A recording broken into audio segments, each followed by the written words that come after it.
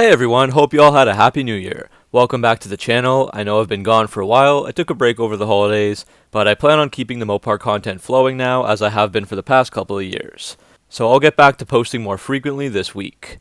But today we're back with a shorter video on the new photos and updates that have been released regarding the upcoming 2024 Dodge Charger Daytona EV. So let's get into it. So it's been a tough time to be a Dodge muscle car fan, as the production of the Charger and Challenger Hemi-powered cars is now over after the 2023 models. The next thing to look forward to is the next generation Charger, and possibly Challenger. Dodge showed off the Dodge Charger Daytona SRT Banshee concept in August of 2022 at the Dodge Speed Week event, and while that car has made its way around the auto show circuit, there have been very few updates ever since, and we don't know too much about it. Alongside photos and videos of the concept, there was a production-ready body in white photo leaked from the factory recently, likely at the Windsor assembly plant. One main reason for the lack of info is that throughout 2023, Dodge was focused on selling their last call models and revealing the likes of their buzz models, as they called them, like the Demon 170 for example. Now that that's all over, Dodge was quick to show the next-gen pre-production model themselves on social media platforms like their Twitter and Instagram pages. So it was kind of nice there was no need for any leaks or spy photos. They took the matter into their own hands. On Twitter, for example, they posted, "No cameras or recording devices permitted. Pre-production model shown. Available late 2024. So this car, as Dodge said, is the pre-production version of the 2022 concept. Many people agreed from seeing the car both online and in person that the concept looked absolutely stunning, a modern twist while paying homage to the Dodge muscle cars of the 1960s and 70s, with different design cues and attributes like a Fratzog logo, which was used on those older Dodge cars.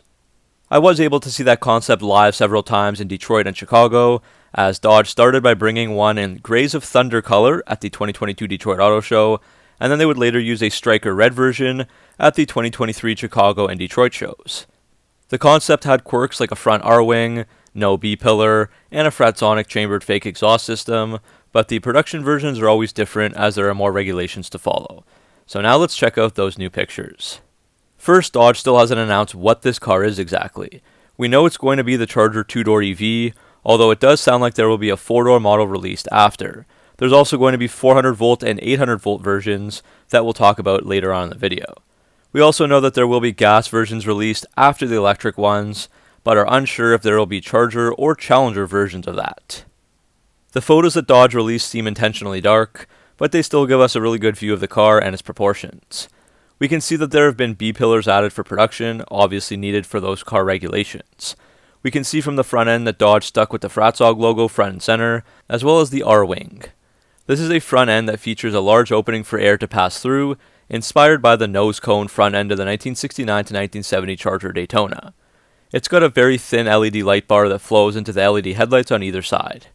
The production car will have a hood that opens, but I'm not sure if that will just be for a frunk, aka a front trunk or an empty storage area, or something that can be serviced. Another angled shot gives us a look that really shows off the rear width of the car. The rear fenders flare out quite a bit, almost mimicking the current wide body without such an obvious protrusion. The tires in the photo definitely look staggered, possibly 275mm up front and 305mm tires in the rear, but it's impossible to know that for sure. The wheels could also be staggered. Kinda looks like a 20-inch front and 21-inch rear wheel that are used. Overall, from this shot, it really doesn't look a whole lot different than the current Chargers that we know and love, which I believe is a good thing because there's just nothing wrong with that design. This is definitely a nice angle to view the car from. The concept used tiny side mirrors and hidden flush door handles, so here of course we do see some regular mirrors and door handles. Looking at the rear 3/4 view photo, again this gives me a similar design feel to the prior Chargers. Obviously we can see the fuel filler door, which will be a charging port for the EVs, but that's going to be a traditional fuel door for the Hurricane-powered cars. We get a good look at the high rear belt line that pushes along through the front doors. Looking at the rear end, we can see the Daytona lettering embossed in the bumper, and it retains the retro look from the concept. Sources say that all the EV cars will keep this Daytona lettering/name, while the gas-powered cars will have something different or no writing at all. There's a rear diffuser beneath the bumper, and the bumper has some large vents on either side, and just like the most recent Charger, there is a full-width taillight with a red illuminated Fratzog logo in between them, just like the concept had. We can also see a red cord that's dangling from the hatch, as that's not just a trunk, but that whole back opens up like a hatchback would. The one thing we do have information on is the powertrain of this vehicle, so I'll just relay that information here. For the electric-only version, so this car, there will be 9 levels of power output. The entry-level model is called the 340 base, as it has 340 kilowatts, and that will have 455 horsepower. The mid-range output cars are the 440s, thanks to 440 kilowatts, and that jumps up to 590 horsepower from the factory. Both the 340 and the 440 will have E-Stage 1 and 2 upgrades from Direct Connection, so from Dodge. This is just a way for them to make extra money, as they'll just charge you more money to unlock some kind of ECU or PCM, whereas they could have just given that to you from the factory.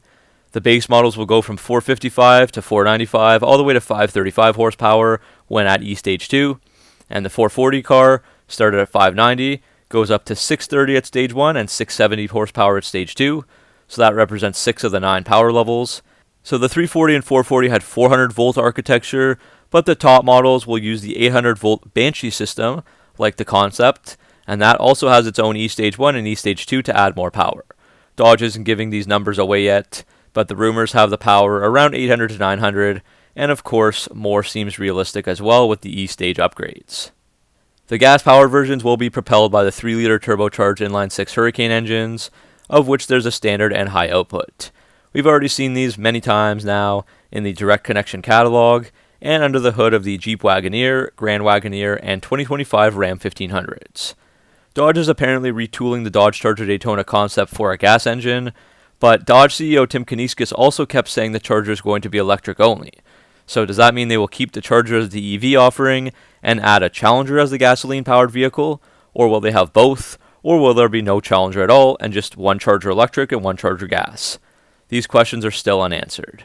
So both the standard and high output already put out more power stock than the 5.7 liter and 6.4 liter Hemis that they're each competing with. So the lighter, more compact Charger, coupled with a hybrid transmission and better fuel economy than the Hemis, could possibly be a recipe for success here. So that's more or less everything we can decipher from the new photos here. Just to recap, this is the next generation fully electric powered Charger. From their Twitter post, Dodge says these will become available in late 2024, as of course there were some roadblocks to navigate, like the UAW strike and the retooling of the Windsor assembly plant. But my thinking is we might not see a 2024 model at all, and this probably ends up just as a 2025, depending on the timing. The 400 volt versions will be released first, then the 800 volt Banshee versions, both of those 2 doors. 4-door models will follow that, and then finally the Hurricane-powered gas versions will come out after, but no clue when. So whether or not the idea of these next-gen Dodge muscle cars excites you or disgusts you, at least it will be something new and fresh to talk about and discover for someone like myself, as well as fans of the brand. That's it for this video. Hopefully you enjoyed investigating the new Charger and seeing what we are getting going forwards. What do you think of these photos? Let me know down in the comment section below. As always, thanks for watching. Make sure to like and subscribe for all your Mopar content and updates, and I'll see you in the next video.